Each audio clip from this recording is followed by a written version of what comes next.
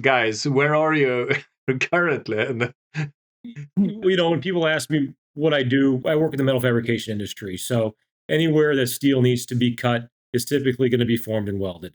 So when you look at the value stream of any manufacturing process related to steel, Mm, most of the time it's going to have to be cut first into some sort of shape before it's going to be bent or formed, fit up into a welding process. So, steel service centers are a good example of where a lot of our heavy equipment is flat plate and a 2D surface where there's a gantry and a torch moving around, cutting different shapes and holes out of a piece of plate using nesting software. A lot of handheld applications used in maintenance facilities. But really, anytime metal needs to be cut, plasma is going to be a process. Plasma is a technology that's been around for a long, long time. It's newer into this casting space, but plasma is not a new technology. It really kind of came around to displace oxyfuel. So if you're familiar with oxyfuel and the applications that oxyfuel is used in, this mm. plasma has displaced oxyfuel in many applications. Starting first and foremost with thin gauge material, but on up to 50 millimeters and plus. Oxyfuel still has its place, but it's definitely not known for fine cutting. That's for sure. Yeah, but I mean, Andy, you're the business developer. Now we have started to swim in the swimming pool of die casting. Hint from the coach: we launched Rio casting 50 years ago. Now we think we are breaking through. So it must be the most conservative industry on the globe. Or do you agree? I would compare the casting industry to some of my days back in the oil and gas segment when the welding company that I was working for was introducing a new welding process, and that welding process was designed to replace stick. Stick Yep. welding is very archaic, very old, very traditional. People still use it, but anytime a critical application like oil and gas, where you're pumping thousands of gallons of oil and other highly explosive materials through a pipeline, you want to make sure that there is significant amount of risk mitigation. And so Mm, moving away to a new technology that you're unfamiliar with, somebody has to assume that risk. And I see the casting space as very similar to that. People are going with the old tried and true methods of trim presses. They've mm, worked for so long. Even saw blades. Let's just call it mechanical processes in general. mm, mm, People know what mechanical processes bring to the table. They've built their production and their manufacturing facilities around those types of processes, and they accept it. mm. When we bring a flame to the process, people kind of want to scratch their head a little bit and say, what is this going to do to our material? And how is this going to affect our overall manufacturing process the way we're doing it today? So I would say that what's cool about plasma is it's been around for a long time, but we're just introducing an old process into a new application. And Mm. I would say that your industry is very similar to many industries where quality and risk matters. And you do with what you know works well, and that's probably the way it's been for so long, not only in this industry, but probably in many, many others. But we're just introducing something that is an alternative to a new trend that's starting to take shape in your industry. I But think debating this a little bit, do you know what we have found out? We work with pretty many giga castings in at least in planning discussions and trial casting and so forth. In the beginning, everybody was asking about real casting to get the properties out and reduce the porosity for either the welding or the riveting. Now we are more in discussions about increasing the process window to get the uptime up.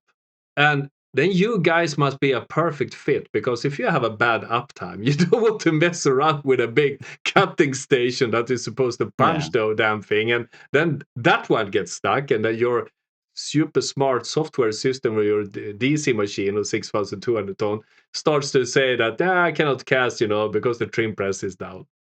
If Yeah, you have a torch, you have a torch. Isn't that the right. case? Yeah, I mean, we're bringing a ton of flexibility using plasma. It's not fixed tooling. You mentioned a trim press, and they're down a lot, is what we're hearing, is what we're seeing in the field. So it's that uptime. It's the ability to cut a part that is hot. For example, will speed up the whole process. So that is one of the benefits that we're able to bring to the customers.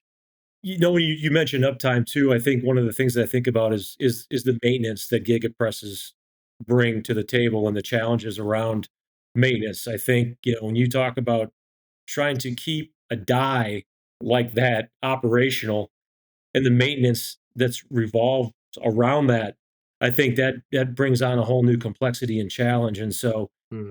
Maintenance and uptime obviously are two very critical components within the automotive segment.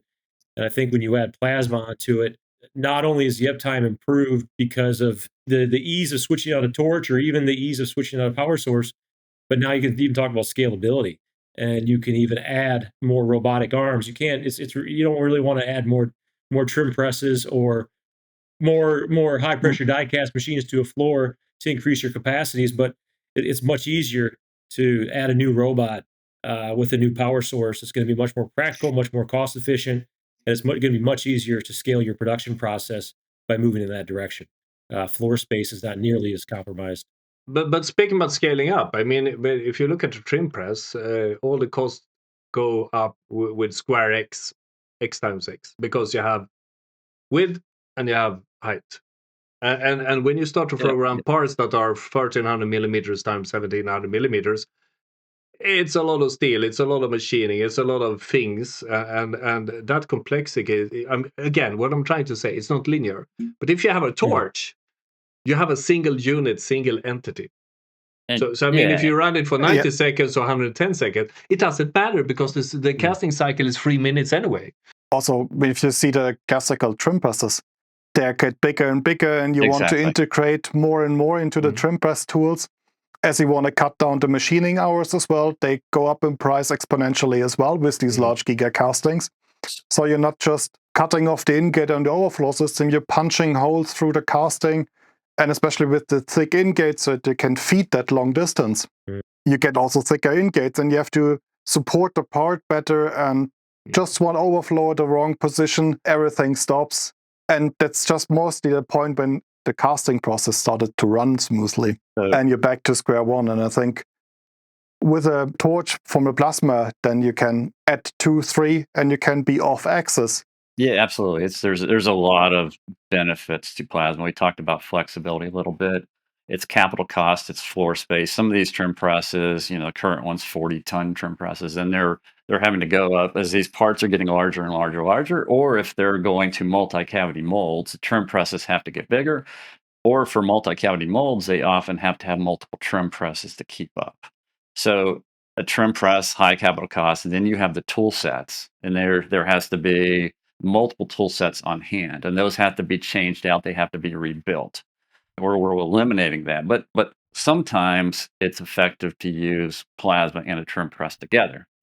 So it's not just eliminating trim presses; it's the collaboration between the two technologies that can also enhance productivity. Where plasma, for example, may cut to near net shape, and a trim press can finish that part. It depends on the part, the design. But one thing I want to say is about the design constraints that design engineers are facing to design around a horizontal or vertical trim press. So with plasma, you can grab the part, you can manipulate the part around a fixed torch, or you can manipulate the torch around the part itself to degate. And again, that goes back to the flexibility. So it's even providing that benefit up front to think differently how they're designing the part and the part gates. It might enhance their designs by using plasma as the preferred degating method versus trim press.